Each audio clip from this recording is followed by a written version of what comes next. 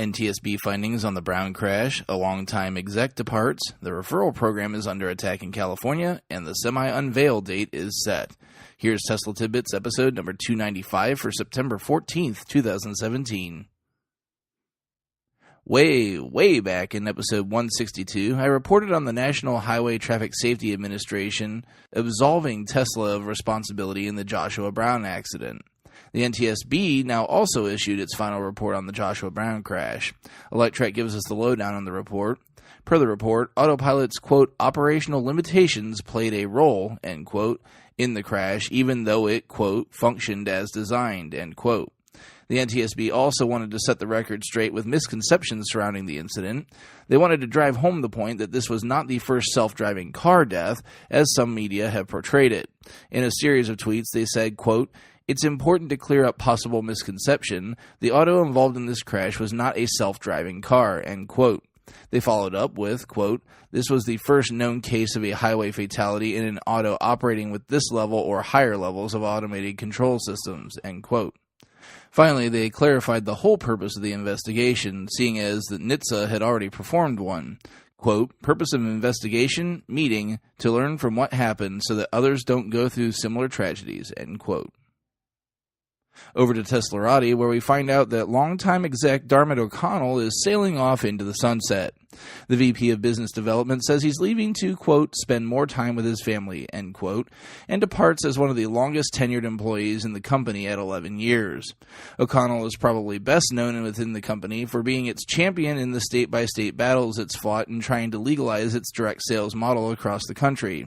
VP of Sales and Service John McNeil will assume O'Connell's duties. Sad to see you go, Darmid. Cheers and enjoy your family.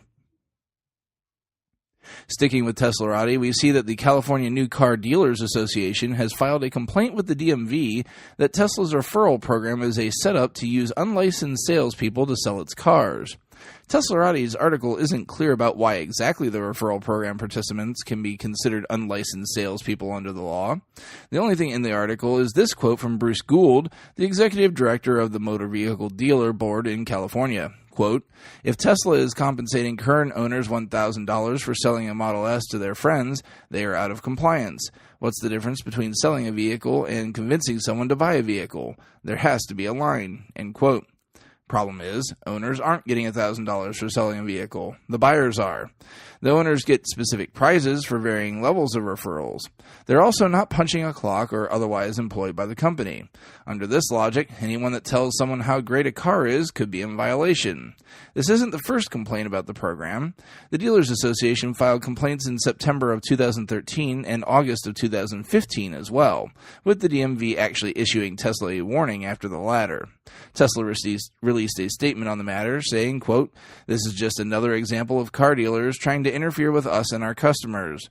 The regulations prohibit rogue car salespeople. Does anyone seriously think our customers are salespeople that the public needs to be protected from? End quote.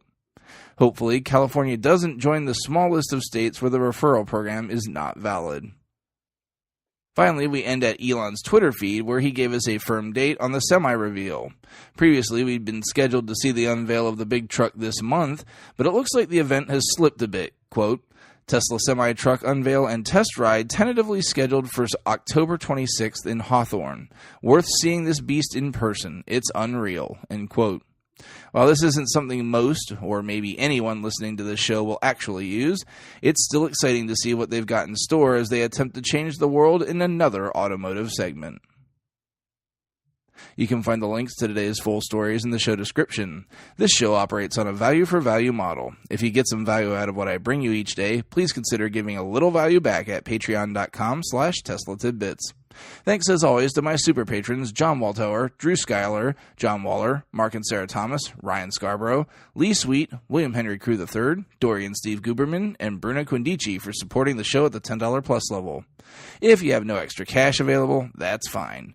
Please show your love with positive feedback and subscriptions on YouTube, Apple Podcasts, and other services across the internet, or keep that show referral code in mind if you're in the market for a new Tesla. That code is ts.la/JON4602, and it gets you $1,000 off the car and free supercharging for the life of the vehicle. That's it for today. If you have feedback, the best way to be heard, as always, is to tweet at Tesla Tidbits. I'll see you all back here again tomorrow. Until then, keep it charged and hit the road.